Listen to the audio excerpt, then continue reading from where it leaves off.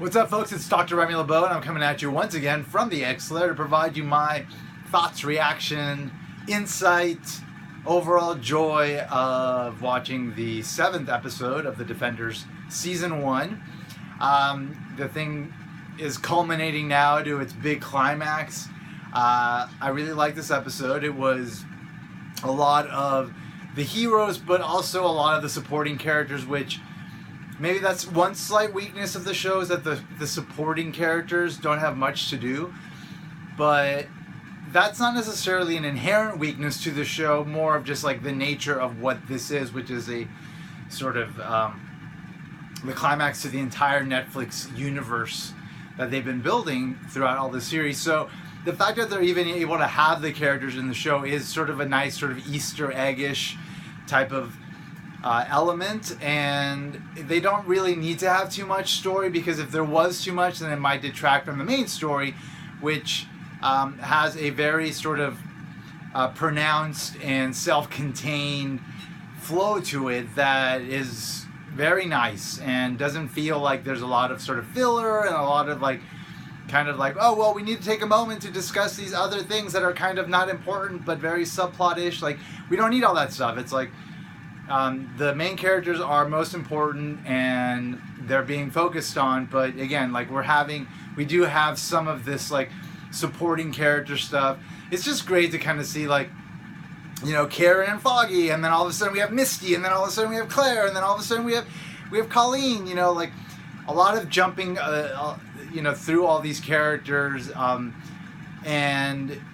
it's just really pleasant, because like I'm a fan of all these shows, I'm a fan of all these characters, and so seeing them all together is just wonderful. And all of them at this police station situation was fantastic. So let me just start with the Elektra stuff first. So we see that Elektra has sort of evolved into something else, sort of a product of everything that she ever was, like what she was intended to be by Stick, but also what Alexandra was trying to make her. So she's not the person that she was. She's something completely different, and obviously she is after this substance that leads to eternal life. So that's what's happening with Elektra.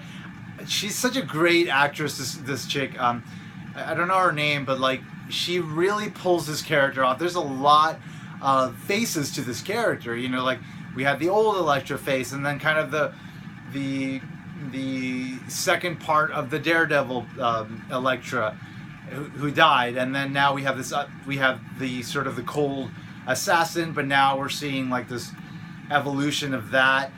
Like she's playing all these different parts really effectively, and like I'm buying all of it. She's really pivotal to selling this entire thing, and like it's working, and I'm really happy about that.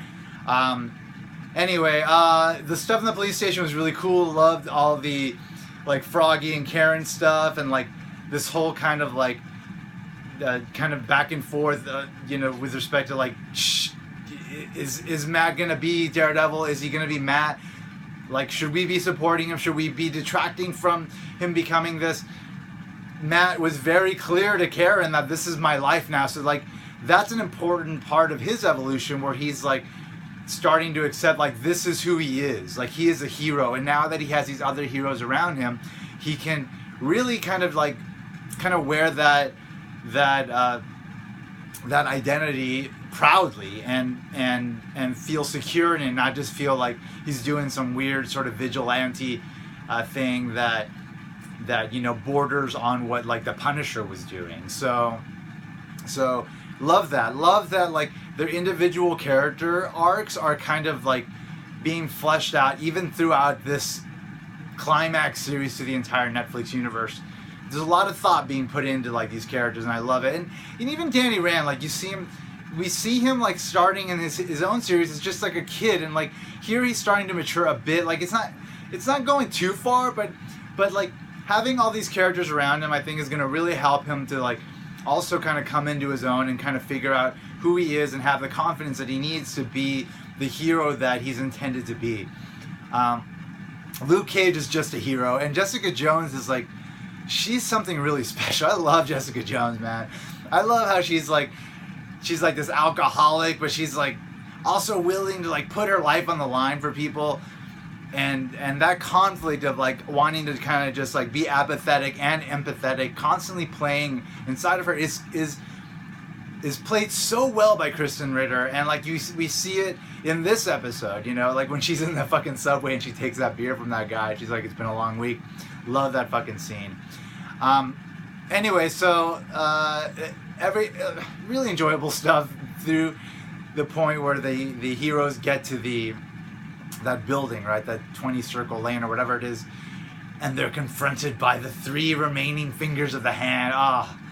That fucking battle between them that happened concurrently with the battle with Elektra and Iron Fist was fucking awesome, man.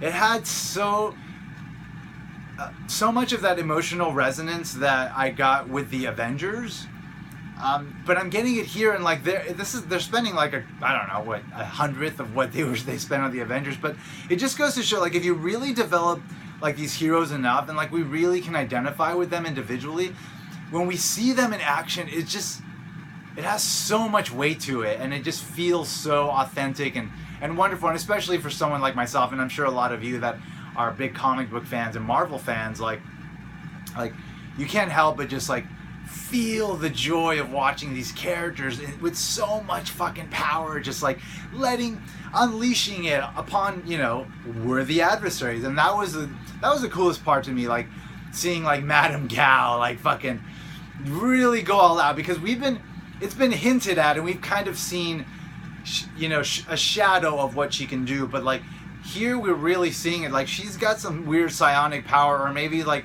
she's able to use the chi in a different way. I don't know, but she can control matter, right? So like her versus Jessica Jones and Luke Cage was fucking awesome. Love that fucking fight. It was surprising because I didn't think that she could.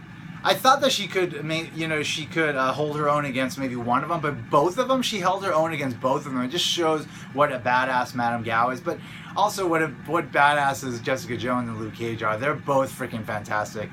But the 3 hands of the 3 fingers of the hands were eventually defeated. Like they fled the scene when Colleen Wing showed up, but nonetheless, like I think they realized like they were outgunned and they weren't going to be able to take on our 3 heroes, and that was awesome. And I love how that was again paralleled against that fight between Iron Fist and Elektra, and that really showed how much Iron Fist needs to work to get better, and also what a force to be reckoned with that Elektra is. Like either because of, you know, her time with Alexandra and like that training, or maybe her training from before with Stick, or maybe like, you know, the combination of the two. She is a super fucking badass, and she manipulated Danny Rand into opening that